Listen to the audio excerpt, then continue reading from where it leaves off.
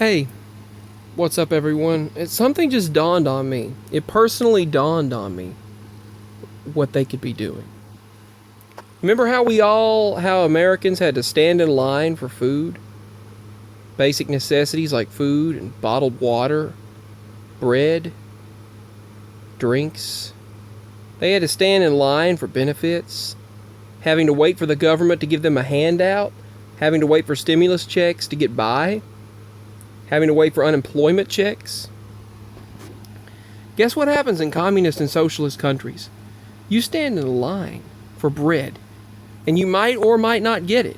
You're allotted a certain amount of food for a certain period of time. You're told to go a certain direction in the stores. They're mapped out how far to be from each other and where to be. What did they do during COVID? What did they do during this plandemic? This plandemic is looking to be possibly a situation that was created to get us used to a little taste of what it would be like under communist or socialist life. Bernie himself even once said, bread lines are good. Bread lines are good. I grew up in communist China, and I can tell you they're not. I can tell you they are. They're a good thing. Standing in line for food is a good thing, Bernie said. Tucker said, this one guy told him he grew up in communist China, and he said, on Tucker Carlson he was talking, he said, I can tell you they're not. I doubt Bernie Sanders ever had to stand in line for food, because he had, even if he had, he wouldn't have ever stated that. He's an aging socialist. And he said, standing in line for food is a good thing. Watch this video, Sanders Socialism, and how back in 2016 and 2019 he said, standing in line for food is a good thing. And what is the 100 and something page dossier that they want to use to replace the Constitution of the United States, practically, the new laws for the United States, with AOC, they're calling it AOC plus 3 because that's pretty much what it is, AOC, Bernie Sanders, Biden, and Kamala. What is that all about? Well, dramatically changing energy shifts in the United States removes a lot of jobs way too quickly, which would cause an economic collapse. When you remove a bunch of jobs immediately, transition so quickly to another form of energy, you're going to be removing thousands, if not millions, of jobs. When you do that, that causes an economic collapse. You shut down the government again. You shut down the jobs again. If you do another nationwide shutdown, as they said, if the scientists and doctors tell him that they need to do that and the experts say so, he will do it. If they do that, that shuts down everything again, causing a standstill in the economy, creating another possible Great Depression 2.0, as one expert has predicted. What would that do? It would put us back to the Dust Bowl days, the Great Depressions of the 1920s and 30s, the early 1900s Depression days. That's what that would do. In socialist and communist countries, you have to stand in line for food and water, and you're limited. This person grew up in a communist nation. And they said, here's what Americans don't understand about freedom, the freedom that we have here in America. Only in a free market system can we truly achieve individual liberty and human flourishing. And in a free market system is what America has, and that's what they want to dismantle. The capitalist free market system. Individual freedom can only exist in the context of a free market capitalism. Now, this is coming from a person who came from a communist nation. A socialist nation, which socialism leads to communism, which leads to dictatorship.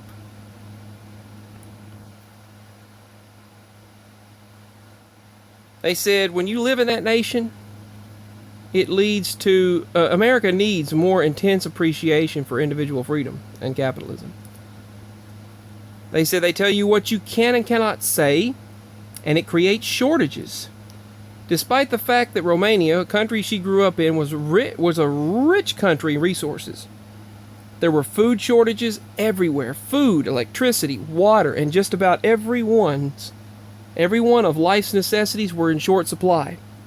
That's what communism brings. That's what socialism brings.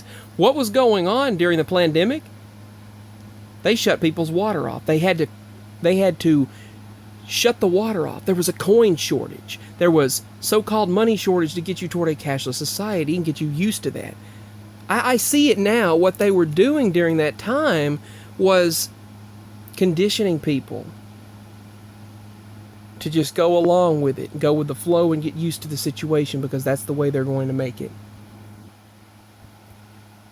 Folks, it's not pretty. It's really, really not. We cannot let anything rule or change our freedom.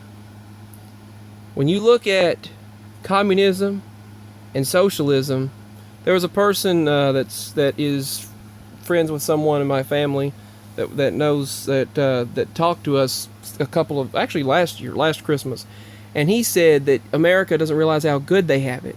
They're able to the abundance of groceries and food. You can go to the grocery store and get what you need. You can get more than one canned food. He said in socialism and communist, he escaped Cuba.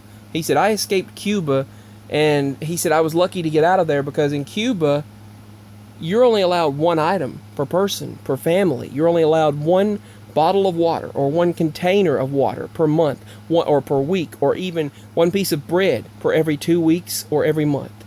One loaf of bread, one meat. You pick one type of meat to feed your entire family. It's either meat or pastas, and you pick one pasta or one meat. What happened during this pandemic, back in March through late May and early June, some stores were only allowing you to get one can of food and one roll of paper towels. And that's the way it is in communism. What are they trying to transition America to? Socialism and communism. What did the Plandemic situation do? Get people conditioned to and used to listening to the rules of communism and socialism. I'm hoping it's not true. I hope not, but that's my gut feeling and my thoughts on this. But when you look at a communist country, she said food, electricity, water, everything is just about one of life's necessities. All of them were in short supply in communist countries. She said she lived in an apartment building that provided hot water for showers for 2 hours in the morning, 2 hours at night, and you may or may not get that. They had to be quick and on time, or they didn't miss the opportunity. There was no public place to go to for a shower if you didn't have one. You didn't have the truck stop showers or the gym showers or things like that. If, like in America, if there's a public resource, if there's an outage, or if you don't have any, no, you just didn't have it. Chewing gum and Swiss chocolate were a rare delight. Having chewing gum was a rare delight. She said, I remembered how happy she was when she'd get a pack of foreign bubble gum or a bar of delicious milk chocolate. She said, I'd usually save them for special occasions, but Americans eat them on a regular basis and they get a bag of them for Halloween. Fruity lip gloss, and French perfume, and jeans were a few of the popular delights only available on the black market. Only if you had the right connections. God bless our black market entrepreneurs. They made our lives better, she said. So many ugly products, poor quality, half empty. She said they gave us the opportunity to buy things that were much desired, things they couldn't get from the government-owned retail stores, because the government-owned retail stores were either half empty or full of products that were ugly and very poor quality. Grocery stores are empty in communist and socialist countries. The grocery stores weren't any better. They said that they needed to eat. Conscience goes through the stomach. During the late 1970s, it deteriorated. Meat was hardly a consumer staple for the average Romanian. Instead, their parents wound up having to prepare the liver, the brain, the tongue, and other giblets that most people in the West would not even consider trying. When milk, butter, and eggs and yogurt were temporarily available, she said her mom was like so many others in the neighborhood. They would wake up at 2 a.m. to go stand in line just so she could have the possible chance to get us these goodies. The store would open at 6 a.m. There wasn't a 24-hour store, and guess what? We are losing the 24-hour stores here in America. Walmart opens at 6 a.m. now. Closes when?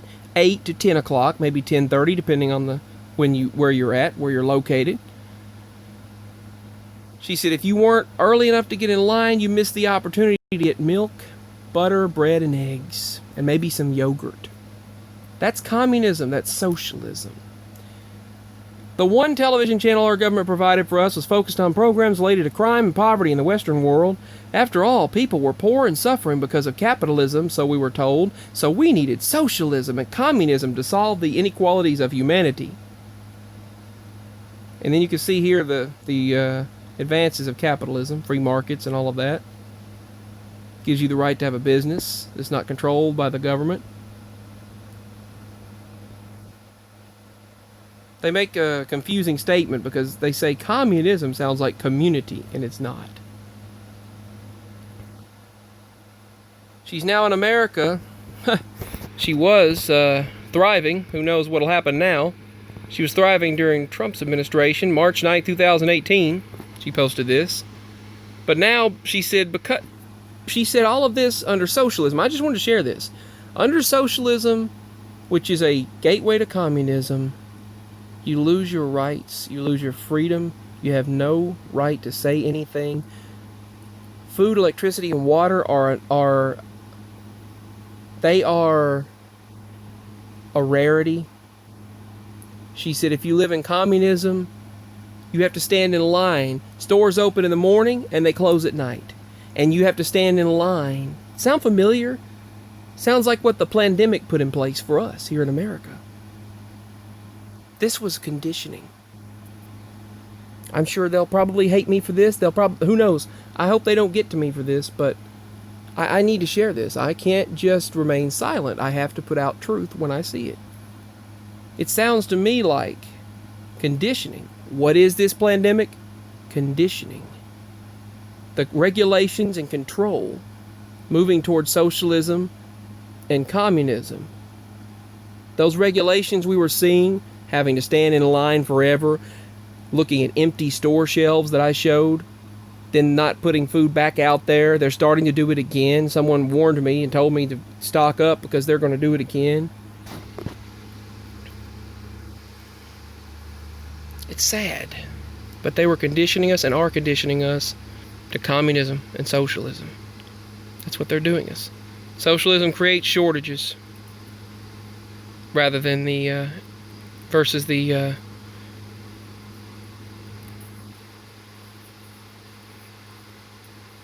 having the current capitalist free market situation that we have right now.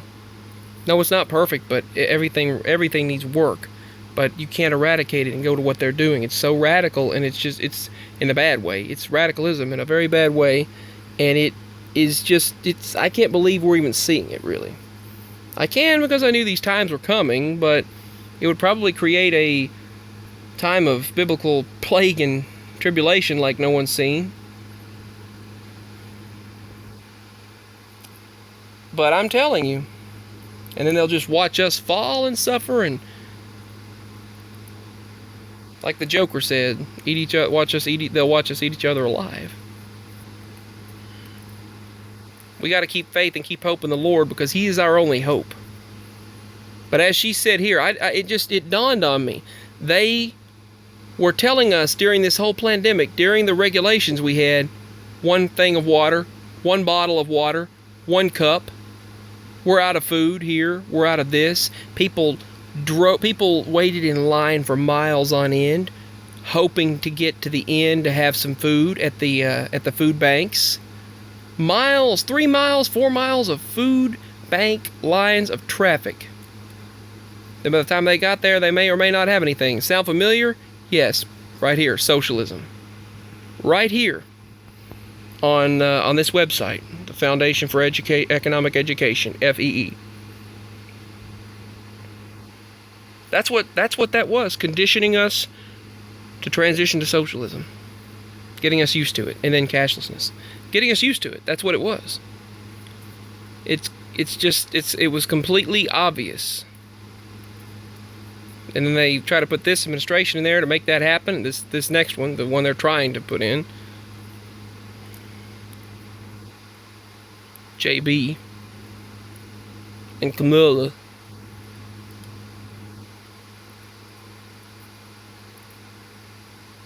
Kamala. But yeah, that's what they're trying to condition us to. That's what they've tried to condition us to all this time, because you go in a store and they tell you 1 can of beans, 1 can of peas, and if you get tuna, you can get 1 pack of tuna or 1 pack of other type of fish or meat.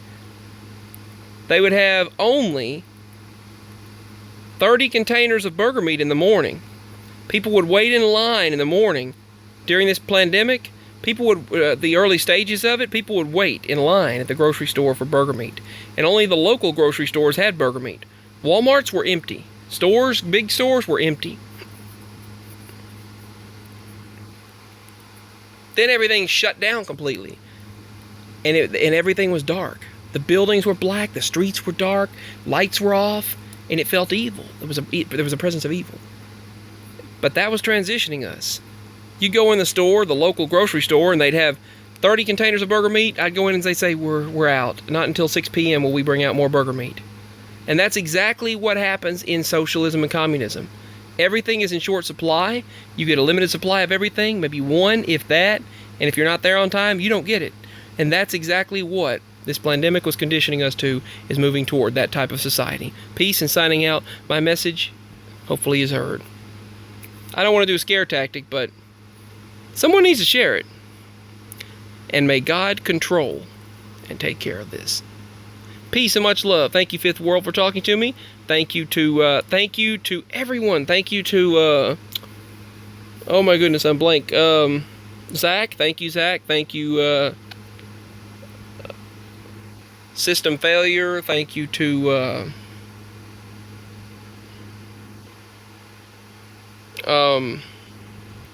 Angela Huff. Thank you all. Lord bless you. Signing out.